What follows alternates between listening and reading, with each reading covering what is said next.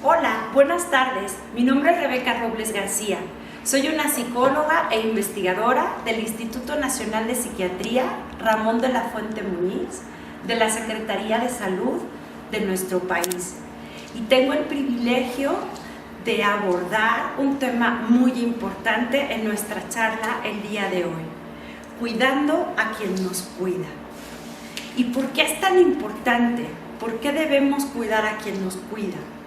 Porque además de ser una obligación moral, es una inversión de esfuerzo muy inteligente, salvaguardando el bienestar físico y mental de nuestros cuidadores. Vamos a lograr que puedan permanecer dedicándose a la atención de las personas que están padeciendo COVID-19. De esto va a depender el éxito de esa atención médica y entonces el control de la epidemia y la recuperación social que tanto anhelamos. Y por eso es que vamos a hablar de lo que podemos hacer tres grupos de personas muy importantes. Primero vamos a hablar de lo que puede hacer la población en general, todos nosotros, para poder cuidar a quien nos cuida. En segundo lugar, vamos a hablar de otra población muy importante: los encargados de la organización de los servicios sanitarios, es decir, los jefes de enfermeras, los jefes de residentes, todas estas autoridades hospitalarias, sus directivos, y también los secretarios de salud de las distintas entidades federativas de nuestro hermoso país. Y en tercer lugar, vamos a hablar de otra población muy importante: la de los propios cuidadores. ¿Qué pueden hacer ellos mismos para cuidar de su salud? Antes de eso, vamos a definir muy bien quiénes son todos estos cuidadores, quiénes están cuidando de nosotros en esta pandemia. Pues nuestros cuidadores van desde autoridades en salud, epidemiólogos, investigadores, salubristas, que se la pasan vigilando casi que día y noche cómo evoluciona esta epidemia en nuestro país y van tomando las decisiones más adecuadas para afrontarla. Desde estos hasta los que están en la primera línea de atención, a ellos estamos dedicando esta importante charla.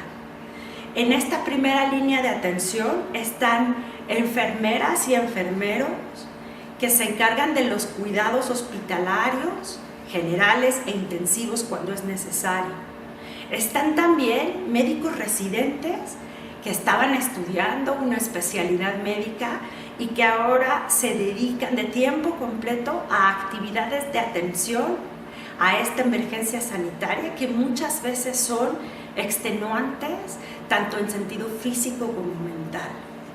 Están también los médicos internistas, urgenciólogos y distintos especialistas que son indispensables para orquestar de manera efectiva los tratamientos de los pacientes con COVID-19 en nuestro país.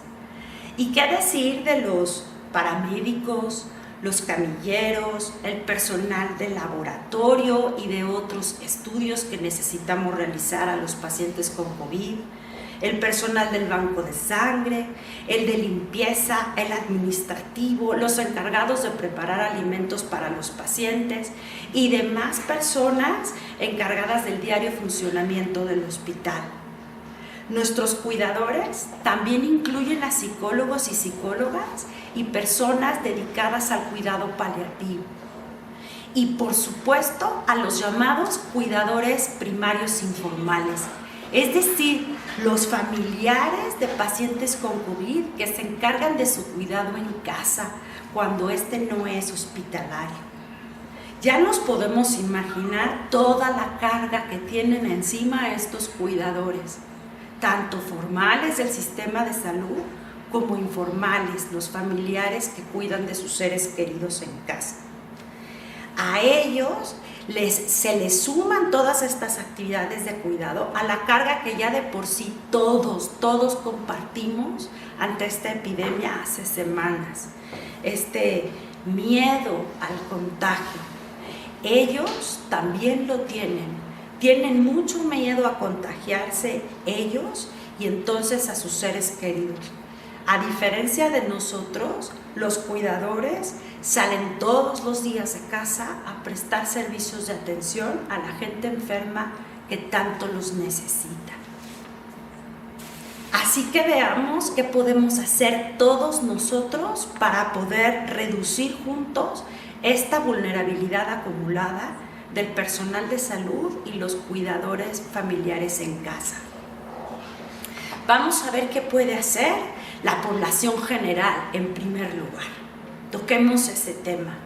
Lo primero que podemos hacer como población general es desde luego quedarnos en casa. Eso les ayuda muchísimo al personal de salud y a los demás cuidadores. ¿Por qué? Porque sabemos que quedándonos en casa evitamos que exista un número de casos muy importante, una acumulación de casos excesivos que impida el buen funcionamiento de los hospitales, que impida tratar adecuadamente porque somos muchos al mismo tiempo requiriendo esa atención. Así que eso es lo primero que tenemos que hacer para cuidar a nuestros cuidadores, quedarnos en casa. Y otra cosa más, hay que aprender a afrontar adecuadamente el miedo.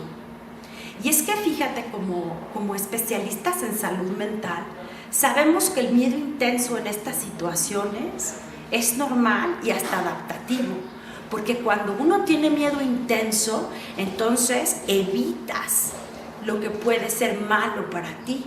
Y entonces sigues las recomendaciones sanitarias para prevenir el contagio y la enfermedad por COVID-19.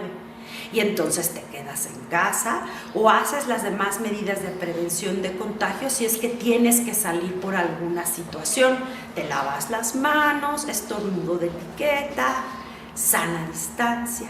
Pero el miedo intenso también puede tener una consecuencia muy negativa. Esa es la que necesitamos evitar todos. Y es que el miedo intenso, además de la evitación y protección a lo que tememos, también puede producir una reacción muy adversa en este momento. Es el ataque. Nuestro organismo ataca instintivamente cuando tiene miedo. ¿Y sabes qué es lo que hace el organismo? Aprender a asociar todo lo que está alrededor de lo que le produce miedo. En este caso el COVID. ¿Y qué es lo que está más cerca de eso? Nuestros médicos, nuestro personal de salud, nuestros cuidadores.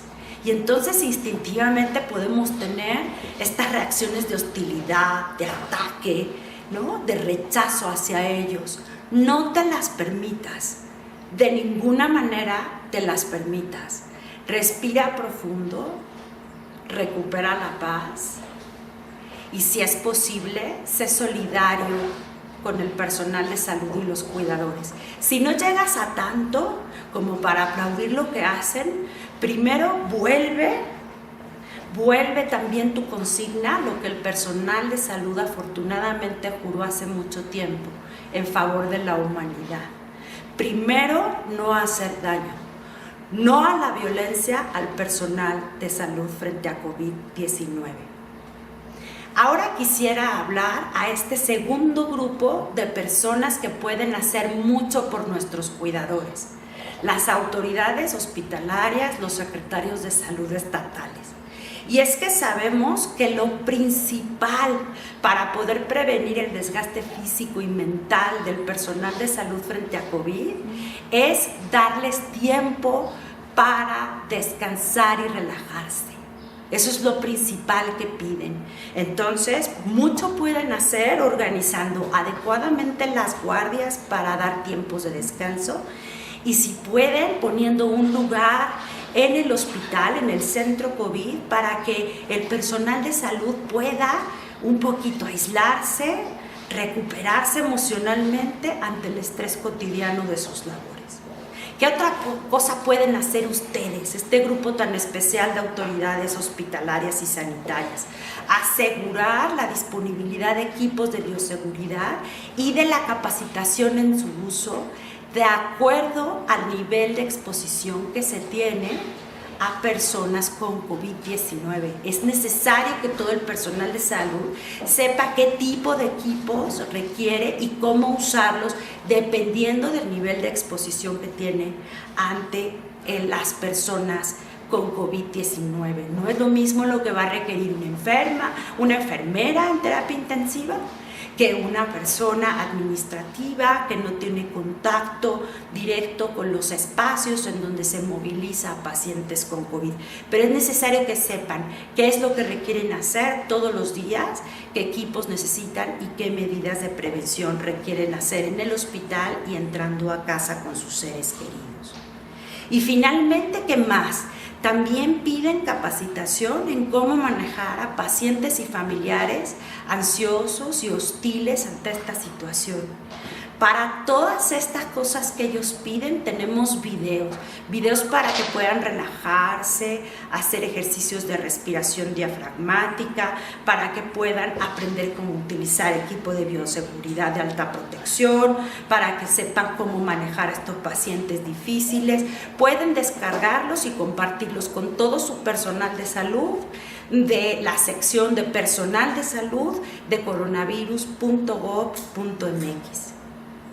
Finalmente, quisiera hablarle a este tercer grupo, muy importante para lograr el cuidado del personal de salud frente a COVID-19. A ustedes les pido, cuiden de sí mismos. En la Secretaría de Salud y junto con muchas otras instituciones que colaboran en este esfuerzo, hemos desarrollado un tamizaje que los refiere a la atención que requieren para los principales problemas de salud mental del personal de salud expuesto a este tipo de situaciones tan estresantes. Estoy hablando de ansiedad, depresión, desgaste profesional, fatiga por compasión, crisis emocionales, riesgo de suicidio. Sí, a eso estás expuesto por tu trabajo extenuante, por tu trabajo con gente que sufre tanto. Y nosotros queremos ayudarte. Date el tiempo de contestar este tamizaje y de ser atendido por expertos en salud mental con intervenciones basadas en evidencia, de probada efectividad. Son para ti, en línea, gratuitas, breves, anónimas, confidenciales. Si no tienes tiempo de contestar estos tamizajes, toma nota de esta línea 800 para ti, para atender tus crisis emocionales y el riesgo suicida. 24 horas, todos los días. 800-953-1705. Estamos para ti, no estás solo. Recuerda, cuidar de ti es lo mejor para todos. Muchas gracias. Gobierno de México.